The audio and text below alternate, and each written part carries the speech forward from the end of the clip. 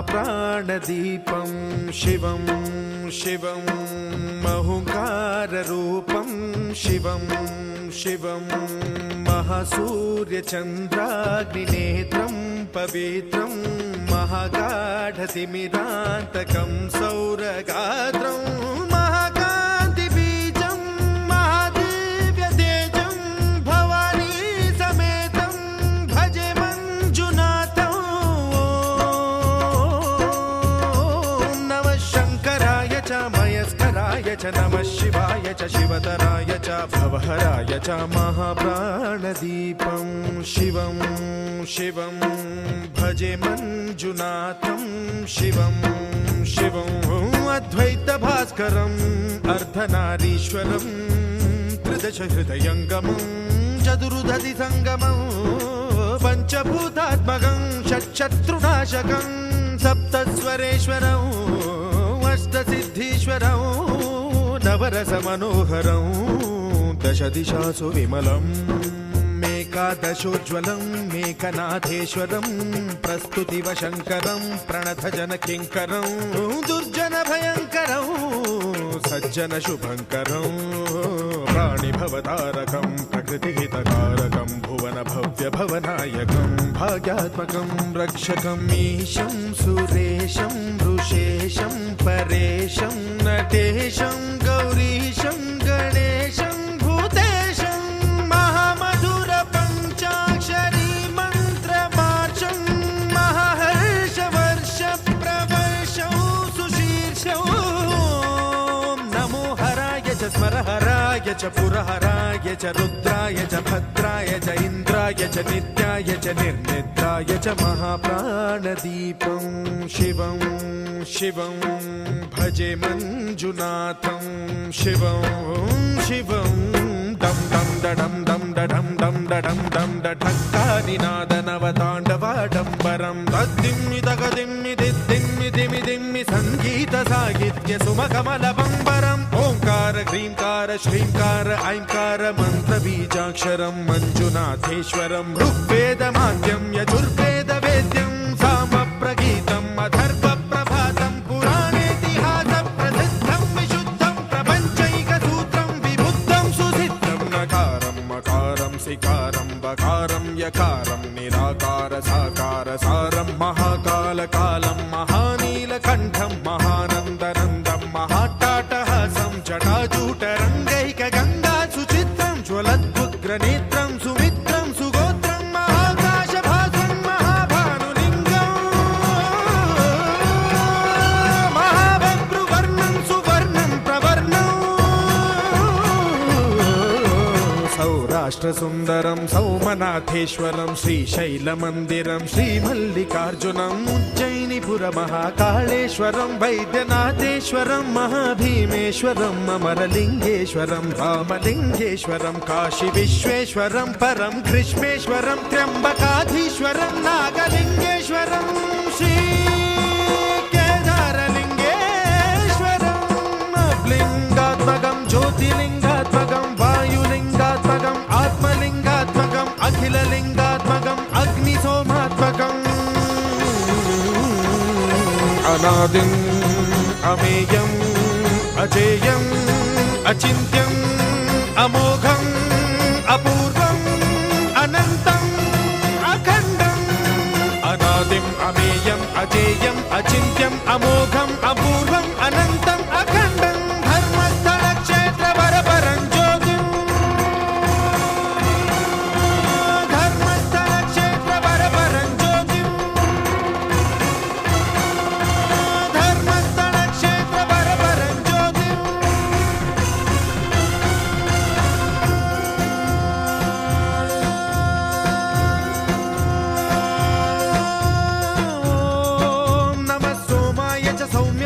भव्याय च भाग्याय च शान्ताय च शौर्याय च योगाय च भोगाय च कालाय च कान्ताय च रम्याय च गम्याय च ईशाय च श्रीशाय च शर्वाय च सर्वाय च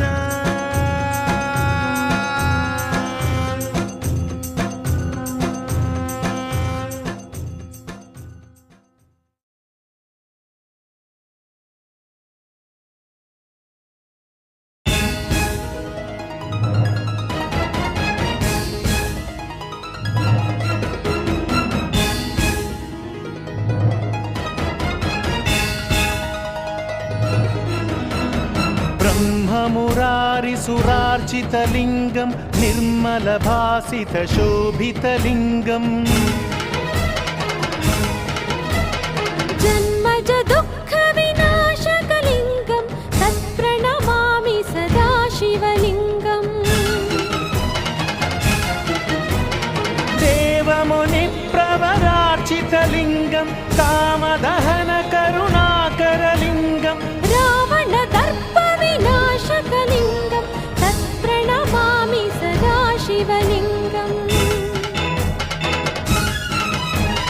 सर्वसुगन्धसुलेपितलिङ्गं बुद्धिविवर्धनकारणलिङ्गम्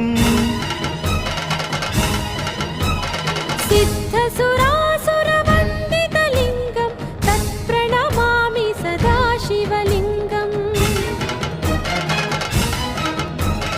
कनकमहामणिभूषितलिङ्गं फणिपतिवेष्टितशोभितलिङ्गं दक्षसुयत्नविनाशनलिङ्गं तत्प्रणमामि सदा शिवलिङ्गम् कुङ्कुमचन्दनलेपितलिङ्गं पङ्कजहारसुशोभितलिङ्गम् सञ्चितपापविनाशनलिङ्गं तत्प्रणमामि सदा शिवलिङ्गम् देवगणार्चितसेवितलिङ्गं भावैर्भक्तिभिरेव च लिङ्गं दिनकरकोटिप्रभाकरलिङ्गं तत्प्रणमामि सदा शिवलिङ्गम् अष्टदलोपरिवेष्टितलिङ्गं सर्वसमुद्भवकारणलिङ्गम् अष्टदरिद्रविनाशनलिङ्गं तत्प्रणमामि सदा शिवलिङ्गम् सुरगुरुसुरवरपूजितलिङ्गं सुरवनपुष्पसदार्चितलिङ्गं परमपदं परमात्मकलिङ्गं तत्प्रणमामि सदा शिवलिङ्गम् लिङ्गाष्टकमिदं पुण्यं यः पठेच्छिवसन्निधौ शिवलोकमवाप्नोति शिवेन सह मोदते।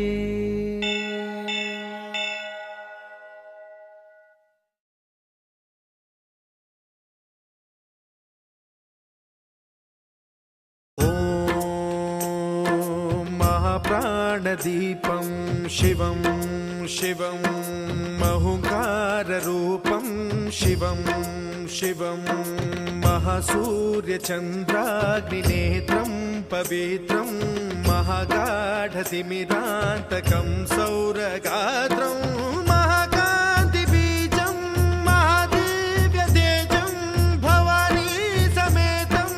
भजे मञ्जुनाथं।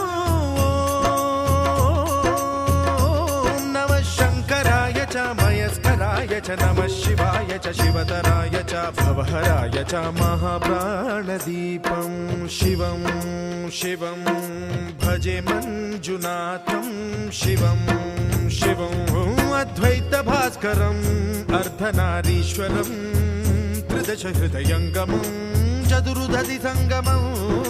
पञ्चभूतात्मकं षट्शत्रुनाशकं सप्तस्वरेश्वरं अष्टसिद्धीश्वरं नवरसमनोहरं दशदिशासु विमलम् मेकादशोज्ज्वलं मेकनाथेश्वरं प्रस्तुतिवशङ्करं प्रणतजनकिङ्करं दुर्जनभयङ्करं सज्जनशुभङ्करं प्राणिभवतारकं प्रकृतिहितकारकं भुवनभव्यभवनायकं भाग्यात्मकं रक्षकं ईशं सुरेशं ऋषेशं परेशं नटेशं गौरीशं गणेशं भूतेशं महामधुर पञ्चाक्षरी मन्त्रमार्चं महाहर्षवर्ष प्रवर्षं सुशीर्षं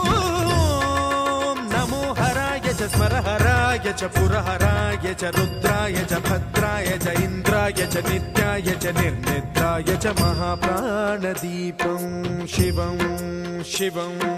भजे मञ्जुनाथं शिवं शिवं